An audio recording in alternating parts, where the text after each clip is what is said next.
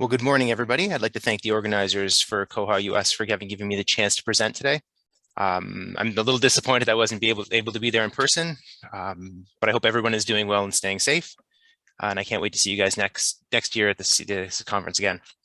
My name is Christopher, and I'm the coordinator of technology at the Ajax Public Library. Just quickly about Ajax. Ajax is located in Ontario, Canada, about 45 minutes east of Toronto. It's a quick 1,400-mile drive northeast of McKinney through Michigan. Just a bit of history on Ajax. Ajax dates back to 1941 when it began creating supplies for the Allies in World War II. The name was chosen to honor one of the 3 ships that engaged the German battleship. Our library has 3 locations, not including our online presence, and serves a population of about 125,000 people. Our collection is at about 180,000 items in 11 different languages, which is very neat. So again, thank you again for choosing to attend my talk today. I'm very excited to give it. I'd like to go over just our mobile app. I'll be touching a bit on the how and the why of the app and doing a quick walkthrough and showing, I guess maybe bragging a little bit, but showing a little bit about the stats that we've seen so far. So just a quick history. We migrated to Koha in late 2018. Before migration, we were a BiblioCommons customer and did offer the mobile app through that application. One of our migration decisions that we made was to cut the app because of, I guess, poor interpretation of the stats at the time, and I will own that. The Google Store and the Apple Store showed that we had very low installation and uptake, and nobody ever really asked about the app. And there were times when I may have not updated it intentionally to see if someone asked, and no one did. So we made the assumption that losing the app would be okay. We were wrong.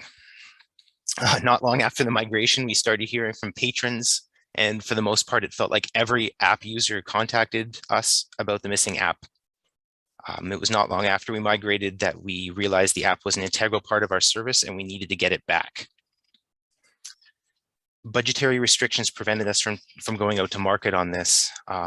We did explore all avenues of talking to, trying to bring on co-op students from different schools and from different universities, but we would have had to wait 6 months to get to that term in school.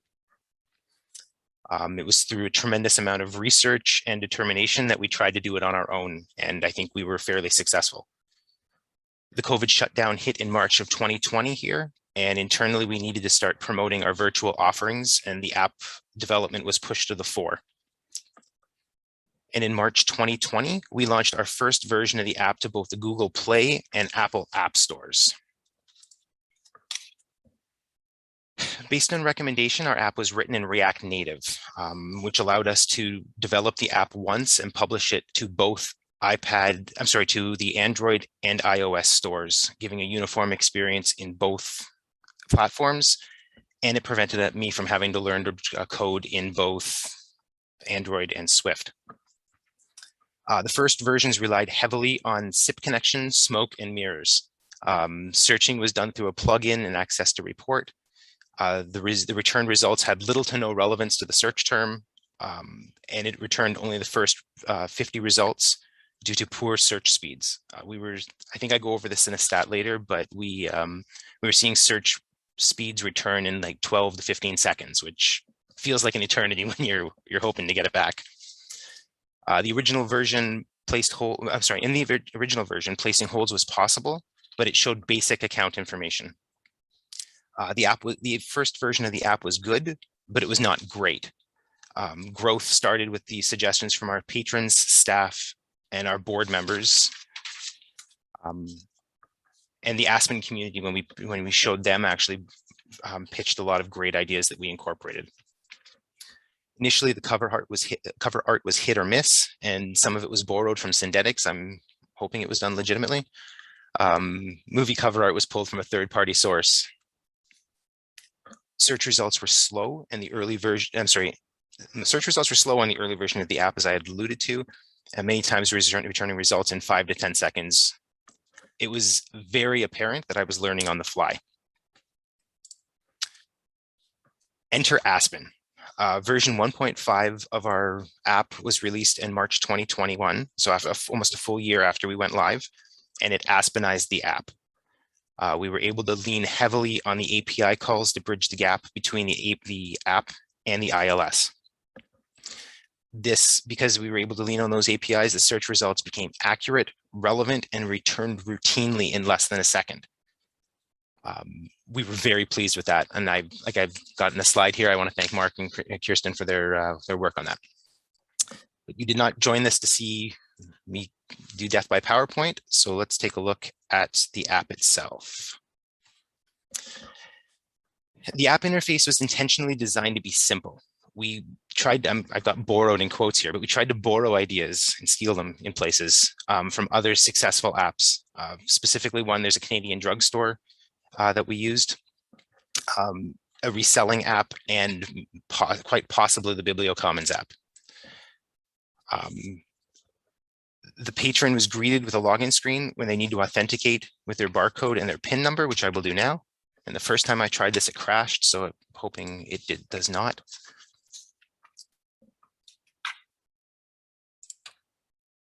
Once authenticated, the patron is brought to our Discover page.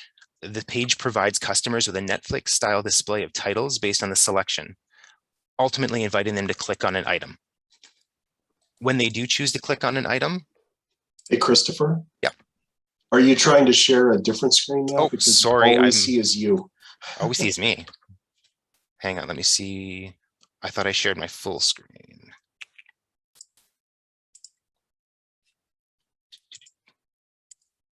Oh, it stopped sharing. Okay. Okay, do we see the app? Yeah, there we go. Thanks. Excellent. I'm sorry, let me start that again. I'll go quickly through this again. Let me log back out. Patrons are asked to log in. We're here. I'll log in, log in. Here's our discovery page, giving us a Netflix style access to our, right now, I believe this is our new this week, but we're able to change based on a number of other items. And these are all pulled from our browse categories from Aspen. Selecting a title brings up a brief picture, or sorry, a picture, the title, and a brief summary of the book where they can view more or less. They have the ability to choose from one of our locations to place the hold, and then they can choose the item type that they want to place the hold on. And I've placed my hold. Continuing across the bottom, and we're just going to ignore, I'm running this in the development environment, so we're just going to ignore any error messages we see. Continuing across the bottom, we have the search tab. This provides two search options, one based on customer input, which if we do up here, whoops.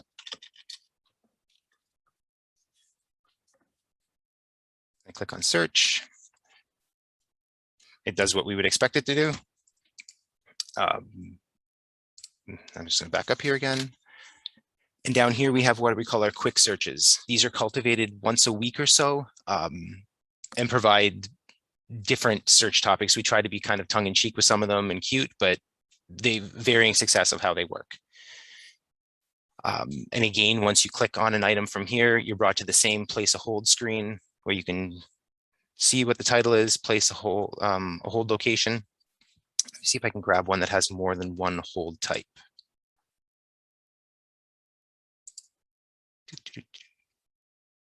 It does not. We'll find one on the way, but it will list down here. It'll list all the other types that we have. Across the bottom, we have, which was kind of the kick to get us started on this, is your virtual card. We've always kind of had some sort of card functionality here, but you could never authenticate to make sure that the person presenting the card, it was actually their card. This is their card because it forces them to log into the app first before they can get to this screen. So that at least gave us some sort of certainty that the person using the card was them. This barcode will actually work at both our checkout locations and on our self-check machines. The account tab, again, through the use of Aspen, has seen the most growth in our latest version. Beyond showing what items a patron has out and allowing them to renew the app, it also shows items that they have on hold. So looking quickly here, it customizes it with my name. The barcode was important as well for us, what they have out and what they have on hold. I accidentally clicked the wrong button in Koha this morning, so I can't show you that this one was grossly overdue. But it will list my items in, right now it lists the items. It will highlight the ones in yellow that are due within the next week. And then this one you would have seen, had I not clicked the wrong button, that it was red because it was approaching within, I think it's 3 days of due or overdue. So it appeared there. One of the coolest features we've seen is this renew all button. It's given, again, the chance to renew everything at once, which is a kind of a neat thing. Otherwise, you can click here and renew the book individually. And provided there are no holds or the other things that prevent a hold or a recirc from happening, it will continue. Renew all will, as I said, do what it says, and it will give you the stat of how many items were renewed. So all 3 of my items were renewed. It takes a second for it to update, and I'm on my way. The more features become a bit of a collection of items that didn't really fit anywhere else, or that were initially down at the bar before I kind of knew what I was doing and then got moved off. It's basically ways to contact us through and keeping up with news and programs and opportunities to download our newsletter to see it in real time as it's published. So I'm just going to slip back to my presentation. Oh, apparently from the beginning. There we go. Installation. Initially, growth was slow, but it was aided by a push on both our website and our email publication. For us here, the COVID declines were very real. We were closed for, I believe we closed March of 2020, and we remained closed until late summer. So we did see some usage stats. Obviously, we saw some usage stats drop, but the app kind of kept us afloat for a little bit. We were tracking, although we track both searching and holds, we were quite successful during the shutdown. I'm really hoping that once we get going, and as you can see by these numbers, let me see if, I'm not sure if I'm blocking that. But once you see with these numbers, they are growing with the number of installs. And unfortunately, I guess I've lost a bit of a bet here, but our iOS installs outnumber our Android installs 2 to 1, and I'm not quite sure why. For circulation, for the most part, our hold have trended positively as we've emerged from COVID. Renewal data has ebbed and flowed with the severity of the COVID lockdowns. When we first went, we were just pushing people's renewal dates forward so they didn't have to worry about them. But now that we've moved back in, you can see that we've seen steady growth in both the number of holds placed and renewals over time.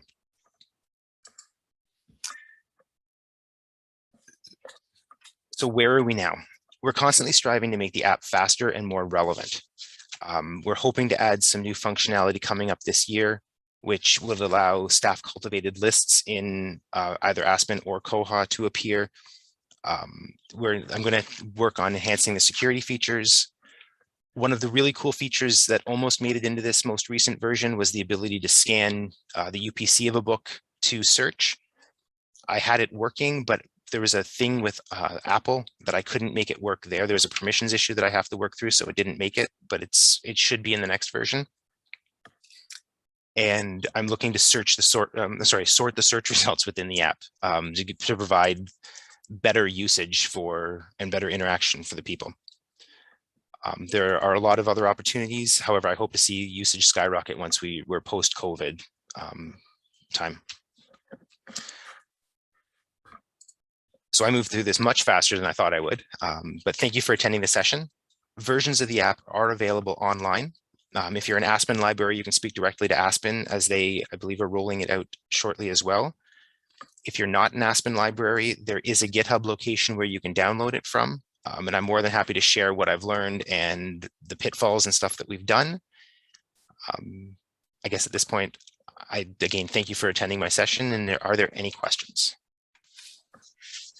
So like I said, there's a 5 or 6 second delay between Zoom and YouTube. So let me, I'm going to push you over to a different screen here. And there is a question here from Christopher Brannon. He asks, have you considered allowing patrons to check out items in their hand with their app? We have, hang on a second. Sorry, we have. The issue becomes is we're an RFID library and we've yet to figure out a way to disable the RFID tag. The software we use is third party to Koha, sorry. So until we can figure out a way to break that system, the alarm gates will go off as they try to leave. So it's right. It's a bit of an issue at this point, but it has been a topic that doesn't kind of go away on our side. So it will be something that I do a kind of a deep dive on at some point. Right. Okay. Does that answer your question there, Christopher? The other Christopher? The app does play nicely. I forgot to mention this too. The app plays very nicely with Overdrive. We're still working on making it play nicely with Hoopla and other third-party systems. I believe the systems, I'm not sure if it's a Canadian thing. The systems we have up here differ from your guys just a little bit. I mean, we don't have some of the breadth of the ones you guys do. So Hoopla's hopefully coming, but Overdrive it plays very nicely with. Cool. There's another question here from Rebecca Court. I hope I'm pronouncing that right. If not, I'm sorry, Rebecca. How many accounts can you manage in your app? Can you have more than one card in there for like a family? Can you put like 5 different family members in the app? I'm hoping yes at some point. Right now we don't have that functionality because it wasn't instrumental in getting the app up and running, which was the goal initially. I believe if it wasn't Rebecca, somebody mentioned that in the Aspen meeting as well. And I took note of it, and it's on the list of things to look at. It's just not right top of the list at this very moment. It's there.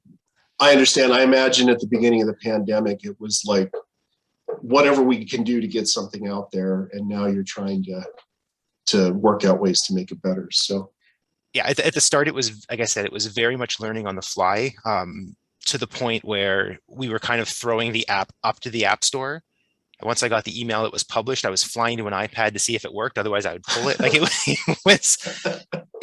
we learned a lot. Like I said, we learned a lot about test flight. We learned a lot about how to test it properly. I could test it on my iPhone, sorry, my Android phone, and it worked. And then all of a sudden I would get messages from internal staff members about the iPads or their Apple devices were breaking because I didn't see the error messages.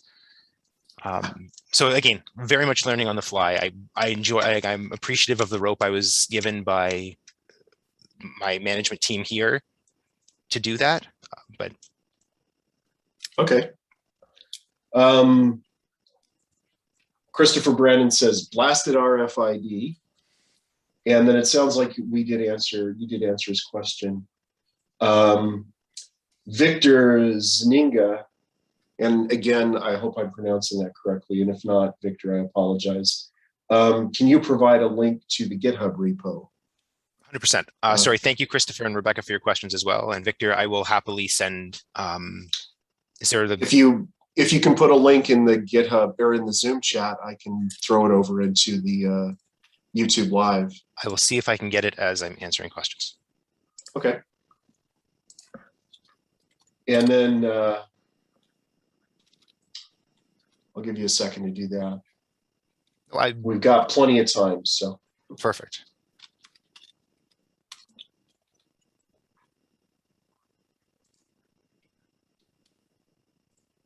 So Mark is asking, or he's, I don't know if it's a question so much as a comment. He's saying we're talking with FE Technologies about way to do checkout within the app and have it desensitize the checkout gates. So it sounds like Mark is working on this with you there. And then Rebecca says, I may have missed this, but does the app offer push notifications? You know, we're again, that was very very good mashup of You see yes that? and no. No. That's another one of those things that's on the, it's closer to the top of the list than the multiple cards. Push Okay. notifications are something that is on the horizon. The only hurdle that I might have to step around on that one is because we developed the app in React Native. The warning I was told by the developer who suggested this to me was that we might lose native functionality in the apps themselves. So the issue we ran across with the access to the camera on the iOS device, push notifications might become an issue because we're not developing in native Swift. So I will have to do a little bit of digging, but yes, push notifications is something that was asked for almost immediately after we pushed out the app. But yeah, that's okay. Hopefully on the horizon. Let's see, there's another, I don't know if this is a comment or question. Let me read it. It's another one from Mark. Oh, and it sounds like, do we have a question from somebody in the audience in McKinney? Well, this is Mark. Mark Noble from Water Solutions. So, Mark. Hey, Chris. Yeah, so there were just some questions that I'm happy to answer too about where Bywater's version of the app is too. So yeah, like we're iterating with Christofer on this a lot too. So we'll definitely be working on some of those push notifications as well. Okay. And I'm seeing, well, Victor says I pronounced his name right. So I'm glad about that. I don't remember how I pronounced it, so don't ask me to do it again. Christopher Brandon says, so I may have missed this, but does the app rely on Aspen? There are essentially two versions of the app. One does involve, the most recent one does involve Aspen. There is, the GitHub one does not. Okay. So it is usable if you wanted to download it and try it. Okay.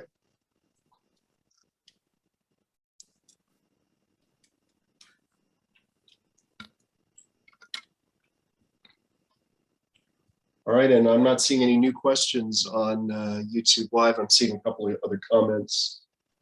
So any other questions from anybody, either at McKinney or on YouTube?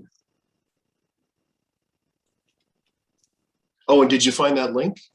Oh, you did. You sent it to me in the. I threw it in the chat. Excellent. Let me go over and put that in. Oh.